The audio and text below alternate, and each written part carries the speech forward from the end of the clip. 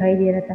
ایک مدت گزر جانے کے باوجود وہ منظر مجھے آج تک یاد ہے۔ آج کل ٹی وی کے اشتہاروں میں لڑکیاں باہر کھلے کھیتوں میں بھاگتی نظر آتی ہیں، اس طرح ایک لڑکی بڑی رفتار سے ہماری طرف دوڑی چلی آ رہی تھی۔ میں اور شوکت یہ دیکھ کر دنگ رہ گئے۔ وہ سیلیا تھے، اس کے شہد رنگ بال ڈوبتے سورج کی روشنی میں دمک رہے تھے۔ وہ اسی جرسی میں تھے جسے میں نے اس میں دیکھا تھا۔ وہ ہماری طرف دیکھ کر ہاتھ ہلا رہی تھی اور اپنی باریک آواز میں کچھ کہہ رہی تھی۔ کھیتوں میں کام کرتے ہوئے اکا دکا کھیت مزدور اٹھ اٹھ کر اسے دیکھ رہے تھے۔ چند کتے دور ہی سے شور مچا رہے تھے۔ شوکت نے سرسراتی ہوئی آواز میں کہا، یہاں کیسے؟ ہم نے گھوڑے کھیتوں کی طرف موڑ لیے۔ چند ہی لمحوں کے بعد ہانفتی کانپتی سیلیا ہمارے سامنے تھی۔ اس کے گال شہابی ہو رہے تھے۔ ایک لمحے کے لیے میری اور اس کی نگاہیں ملیں۔